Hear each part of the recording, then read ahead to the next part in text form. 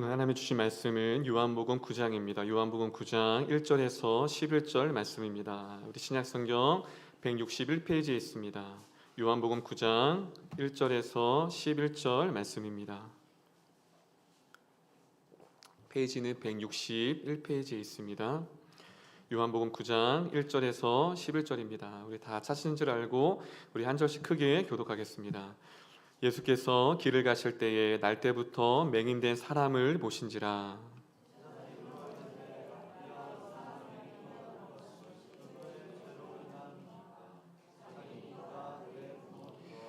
예수께서 대답하시되 이 사람이나 그 부모의 죄로 인한 것이 아니라 그에게서 하나님이 하신 일들을 나타내고자 하심이라.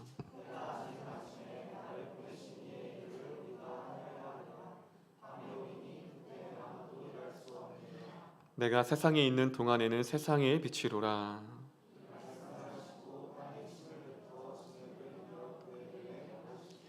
이르시되 실로암 못에 가서 씻으라 하시니 실로암은 번역하면 보냄을 받았다는 뜻이라. 이에 가서 씻고 밝은 눈으로 맞더라.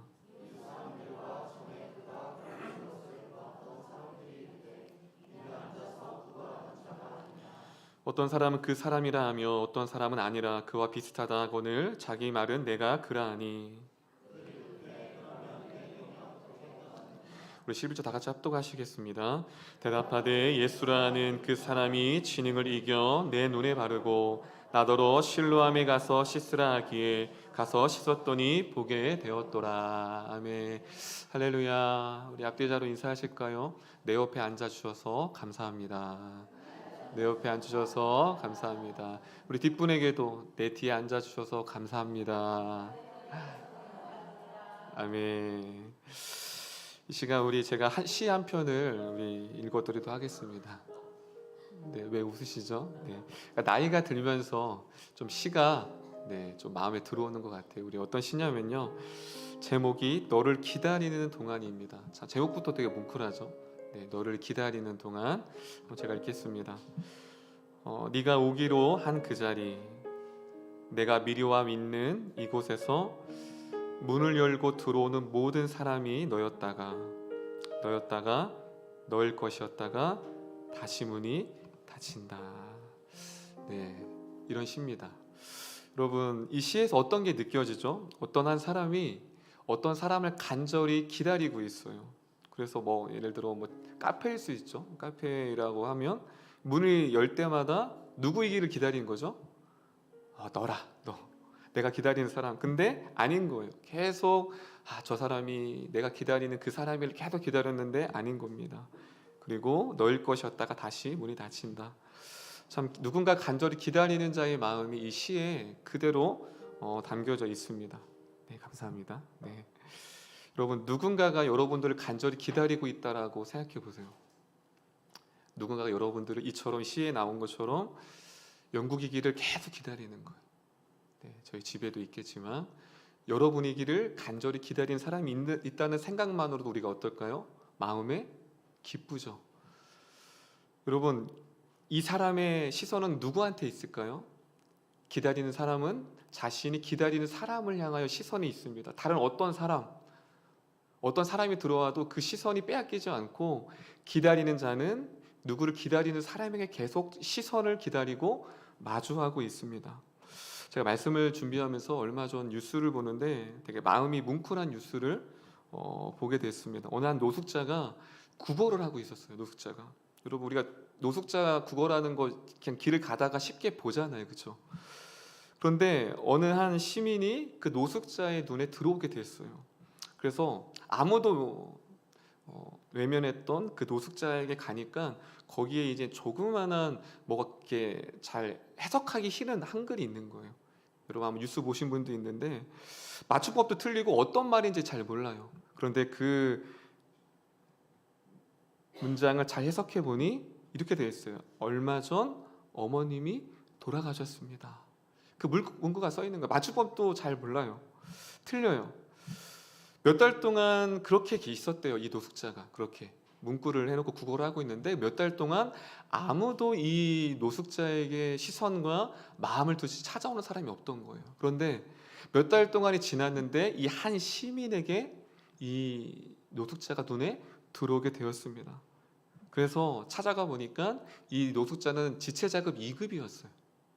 그러니까 말도 어눌하고 잘 의사표현이 안 돼요. 그래서 경찰을 불러서 이모저모 해보니까 집에 가니까 노부모가 이불에 꽁꽁, 이제 어머님이 돌아가셨는데 이제 그 시신을 이제 이불 꽁꽁 싸맨 거예요. 부패도 되지 않고. 그러니까 지체장애니까 이걸 어떻게 할 줄 모르는 거죠. 그래서 그 문구를, 맞춤법이 틀린 문구를 써놓고 몇 달 동안 구걸을 했는데 아무도 그에게 시선을 두지 않았다는 것입니다. 그런데 누구죠? 이 시민 한 사람. 그래서 그 한 시민이 인터뷰를 했는데 그 시민의 직업이 뭐냐면 사회복지사였어요. 이 사회복지사인 이 마음에는 늘 그 마음에 무엇이 있었을까요? 외롭고 소외된 자에게 늘 마음이 있었어요. 여러분, 우리의 시선은요 늘 내면에 담겨져 있는 것이 보여요. 우리 마음에 무엇이 있는지 잘 모르잖아요, 그렇죠? 근데 여러분, 우리의 마음이 보이지 않지만 여러분들의 마음 안에 무엇이 있는지를 확인하려면 여러분의 시선이 지금 어디에 빼앗기고 있는지, 여러분의 시선이 어디에 담겨 있는지를 알면 여러분의 시선을 보면 여러분의 마음이 있습니다. 즉, 보이지 않는 마음은 우리들의 시선에 그것을 증명해 보여주고 있습니다. 우리 한번 자막 한번 읽어볼까요? 시작.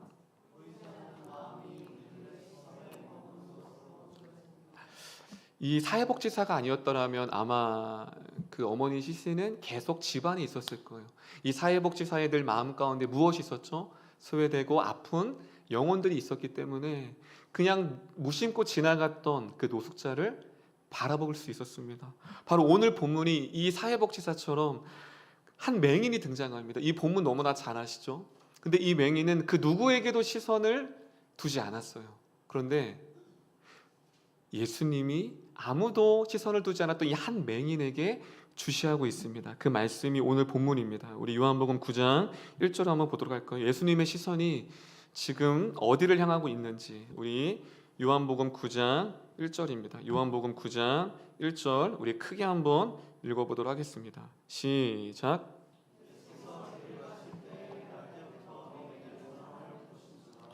자, 보시면요, 예수님과 제자들이 길을 가시는데 거기에 누가 있죠? 제가 이제 맹인으로 있지만 소경이라고 할게요. 오늘 설교에서는요, 소경된 자를 보신지라. 여러분, 지금 창조주의 발걸음을 누가 멈추게 했어요?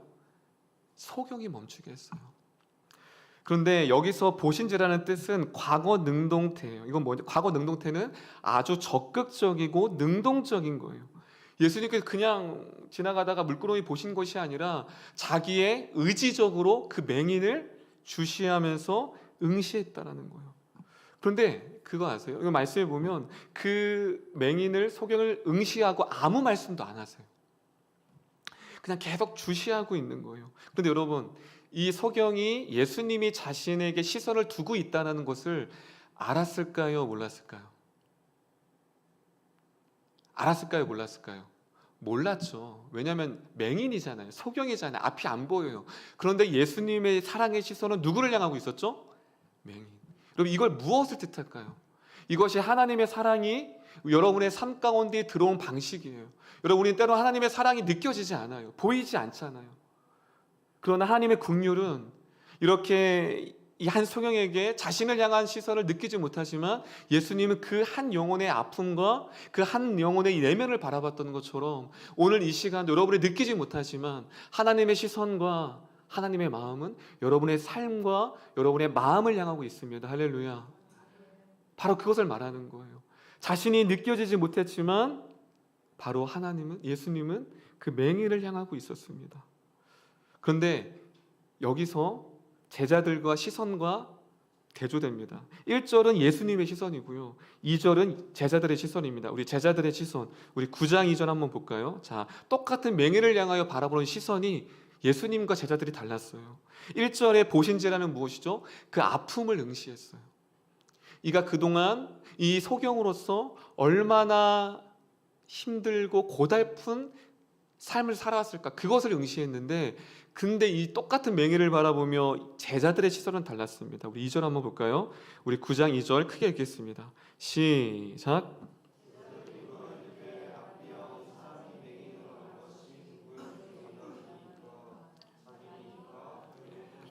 여러분 오늘 말씀이 1절과 2절이 대조돼요. 똑같은 소경을 보지만 예수님은 응시했어요. 무엇을 응시했다고 말씀드렸죠? 그 소경의 아픔, 그 내면의 고통. 그런데 제자들의 2절의 시선은 온데간데 없어요. 그 맹인의 그 소경이 어떠한 아픔이 있었는지, 어떠한 힘듦이 있었는지 전혀 생각하지 않고 무엇이죠? 예수님, 이 맹인이 이렇게 된 건 누구의 죄 때문입니까?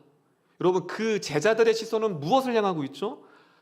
그 맹인의 과거를 향하고 있는 거예요. 자, 무엇을 향하고 있다고요? 이 제자들은요?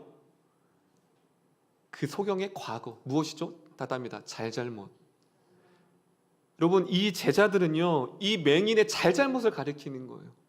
판단하고 있는 거예요. 예수님, 이 사람이 어떠한 잘잘못을 했길래, 어떠한 잘못이 있었기 때문에, 과거에 어떠한 일을 했기 때문에 이러한 맹인이 됐습니까? 무엇에 집중하고 있죠? 과거에 집중하고 있고, 무엇이죠? 과거에 어떻게 살았는지. 여러분, 우리도 어떤 사람을 볼 때 이 제자들의 시선일 수 있어요. 이 사람이 어떻게 살아왔는지, 과거에 어떤 삶을 살아왔는지, 또 어떠한 잘못이 있는지 자꾸 그 사람을 판단할 때 그 사람의 과거를 생각할 때가 있어요. 지금 제자들이 무엇이죠? 어떠한 사람이었는가를 바라봅니다. 그런데 예수님은 달랐어요. 예수님은 과거가 아닌, 답답합니다. 예수님은 과거가 아닌 미래를 바라보았습니다.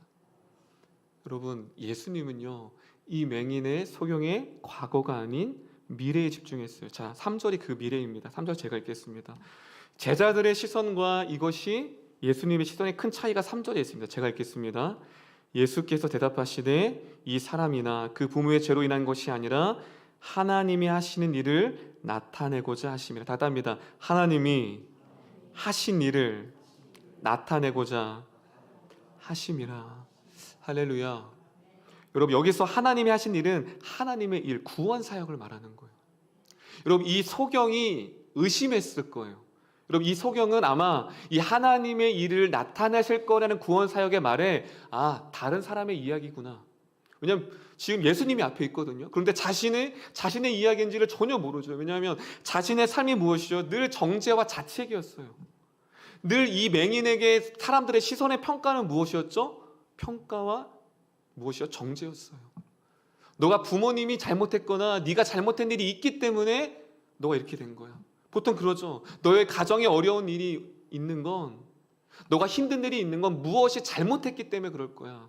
네가 과거에 어떠한 선택을 잘못했기 때문에, 네가 그때 그랬기 때문에 너는 지금 이럴 수밖에 없을 거야. 이게 제자들의 시선이었던 거예요. 그래서 이 자식을 자책하며 살아왔죠. 누가요? 소경은요. 근데 이 하나님의 일을 나타낼 것이라는 건 누구의 이야기였어요? 다른 사람의 이야기도 아닌 늘 자신을 정죄와 평가로 받았던 이 소경을 향한 하나님의 기대하심이었습니다. 할렐루야. 한마디로 이 하나님의 신이 뭐냐면 이 맹인은 하나님의 일에 준비된 자. 여러분 생각해 보세요. 이 소경이 자신이 하나님의 일에 준비되고 쓰임받을 것이라는 어떠한 기대가 있었을까요? 부모조차도 아무런 이 맹인에게는 기대할 수가 없었습니다. 예수님이 무엇이죠? 이 현재 이 고통을 과거로 연결짓지 않고 미래로 연결을 짓습니다. 할렐루야. 여러분, 불행은요 과거에 머무르는 거예요. 여러분, 우리가 언제 불행한 줄 아세요? 과거의 아픔과 과거의 상처에 머물러 있을 때 우리가 불행한 거예요. 그 불행은 무엇을 바라보지 못하죠? 내 미래를 기대하지 못해요.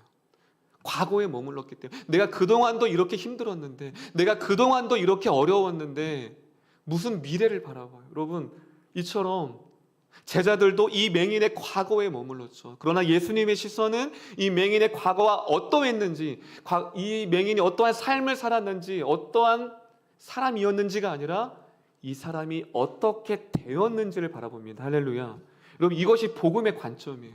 여러분, 복음의 관점이 무엇이죠? 이 사람이 어떠한 사람이었는지가 아니라 이 사람이 지금 어떠한 사람이 되었는지가 중요합니다. 할렐루야. 할렐루야. 여러분은 어떤 사람입니까? 근데 우리는 자꾸 과거로 봐요. 복음은 어떠한 사람이 있는지는 중요하지 않아요. 내가 지금 어떠한 사람이 되었는가. 그 말씀이 고린도후서 5장 17절에 있습니다. 고린도후서 5장 17절 우리 크게 한번 읽어보겠습니다. 크게 읽겠습니다. 시작.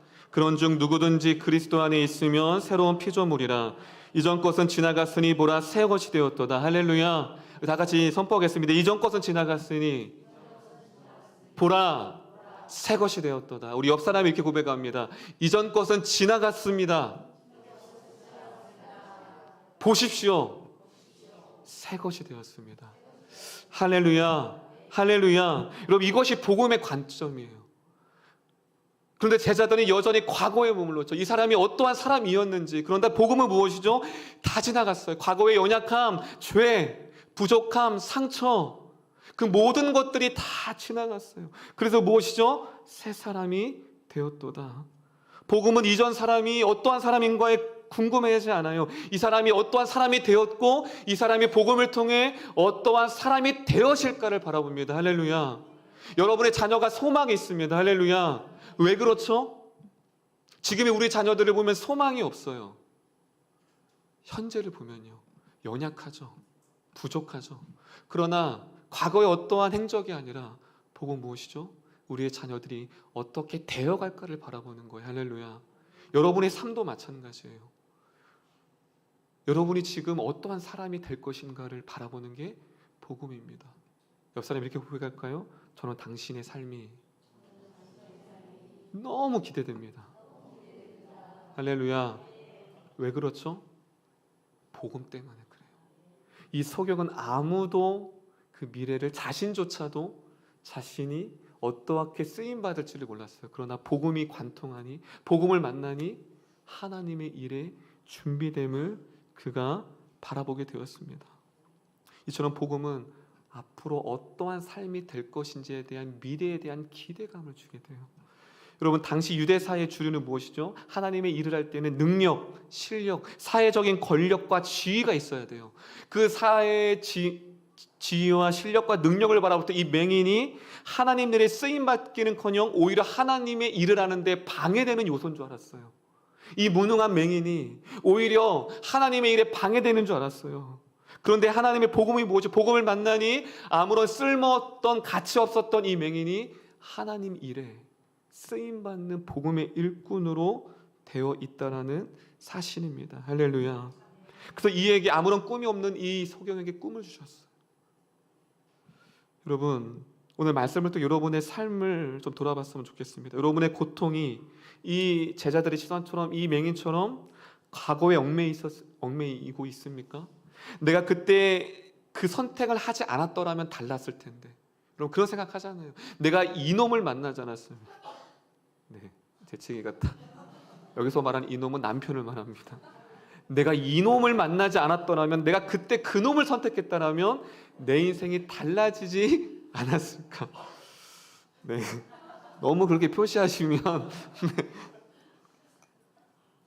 듣는 그놈이 좀 기분 나쁘실 수 있어요. 내가 그때 이놈을 선택하지 않았더라면 내 인생은 좀 달라지지 않았을까? 그리고 그때 내가 이러한 선택을 했더라면 내 인생은 조금 달라지지 않았을까? 여러분, 이런 생각 안 해보셨어요? 이게 뭐죠? 과거에 머무는 사람이에요. 과거에 어떻게 했으면. 여러분, 과거에 머물지 마시고 복음을 통해 앞으로 여러분을 통해 일하실 하나님을 바라보는 기대가 여러분 가운데 있기를 소망합니다. 이 맹인처럼 여러분의 가정이, 여러분의 지금의 현재 모습이 초라해서 아무것도 할 수 없습니까? 능력도, 재물도, 지위도, 신분도 아무것도 잘할 것이 없어서 낙심하고 있습니까? 오늘 이 말씀을 통해, 이 맹인을 통해 하나님의 일을 위해 준비되었다는 이 복음의 말씀이 오늘 여러분들을 향하여, 그 미래를 향하여 선포하고 있음을 믿으시기를 축원드립니다. 할렐루야. 그래서 그 다음에 이렇게 말씀하십니다. 이렇게 행동하십니다. 9장 6절입니다. 요한복음 9장 6절. 요한복음 9장 6절입니다. 우리 크게 한번 읽어보겠습니다. 시작.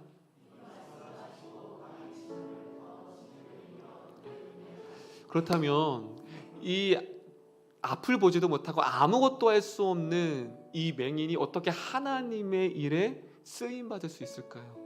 바로 그것이 6절에 있어요. 근데 너무나도 다 알죠. 조금은 저기 할 수는 있어도 침을 뱉어 진흙을 이겨 그의 눈을 바르시고.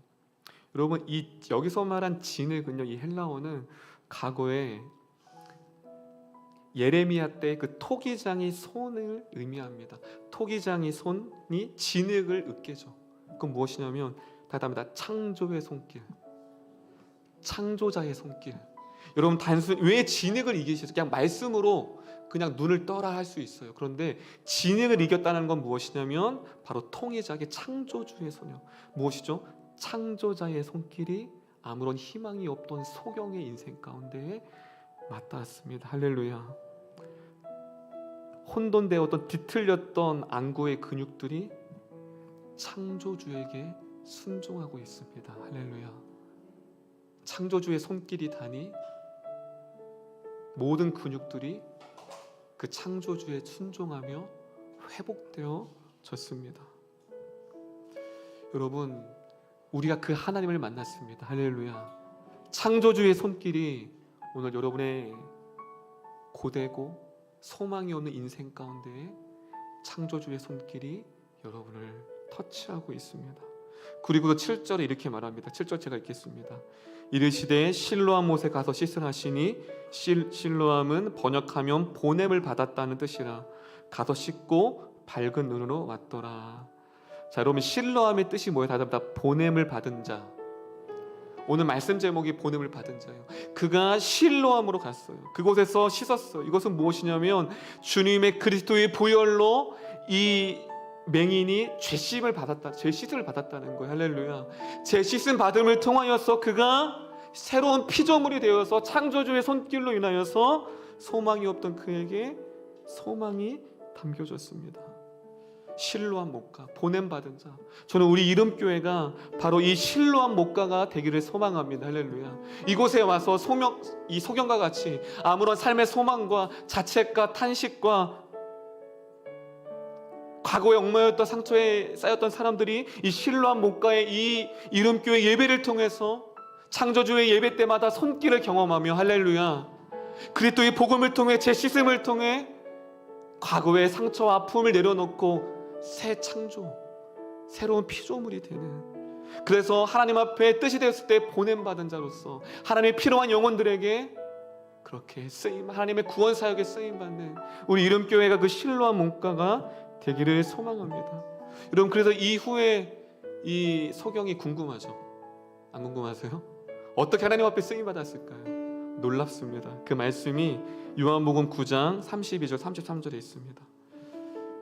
그가 어떠한 자로서 하나님의 구원을 선포하냐면요, 전혀 상상할 수 없었던, 기대할 수 없었던, 자, 우리 마지막으로 요한복음 9장 32절 33절 크게 한번 읽어볼까요? 시작.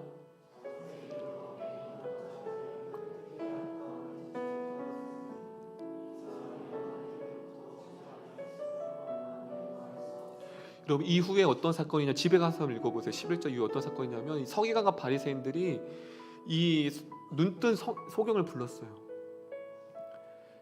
너가 진짜 눈을 떴느냐? 왜냐하면 당시에 예수님을 대적했거든요. 그가 여기서 목숨을 살리기 위해선 거짓말을 했어야 돼요. 그런데 당당하게 무엇이죠? 하나님께로부터 오지 않았더라면 메시아를 지금 고백하고 있는 거예요. 할렐루야. 그 서기관과 바리새인들에게 지금 무엇이죠? 아무것도 할 수 없었던 그 맹인과 소년이 예수 그리스도, 그분이야말로 하나님께서 우리에게 베푸시 예수 그리스도다. 무엇이죠? 예수 그리스도를 증거하는 자로 쓰임 받았습니다. 이후의 삶은 나오지 않았지만 이가 평생 아마 죽을 때까지 그 소망을 전했을 거예요. 나와 같이 자책하고 과거의 아픔과 상처 가운데 얽매여 있던 그 영혼들에게 소망을 전해줬을 거예요. 간절하게 절박함으로 복음을 전했을 거예요. 여러분, 오늘도 예수님의 시선이 여러분의 영혼을 향하고 있습니다. 할렐루야. 여러분의 아픔을 보고 있어요. 여러분의 그 탄식을 보고 계시고 아무것도 할 수 없는 초라한 여러분들을 향하여, 자책하고 있는 여러분의 삶을 향하여 주님께서 멈추시고 그 아픔을 수용하시고 공감하고 있습니다. 할렐루야. 우리 옆 사람을 향하여 좀 이렇게 고백했으면 좋겠습니다. 많이 아프셨지요. 그동안 많이 힘들으셨죠. 얼마나 서러우셨나요? 말 못할 고민이 얼마나 많았나요? 여러분, 이것이 예수님의 소경을 향한 시선이었어요. 아까 제가 응시했다고 했죠. 마음으로 이 소경을 향하여, 그 소경아 얼마나 많이 힘들었니? 얼마나 많이 아팠니? 얼마나 외롭고 서러웠니? 여러분, 마음으로 예수님 응시하셨어요. 그런데 많은 사람들은 무엇이죠? 정죄했죠. 이 사람의 과거의 잘못함을 위해서 잘잘못을 평가했고 판단했지만, 예수님은 이 영혼을 향하여 응시하고 그 아픔을 공감하셨습니다. 오늘 같이 이 말씀을 같이 하고 찬양했으면 좋겠는데요. 참 성령께서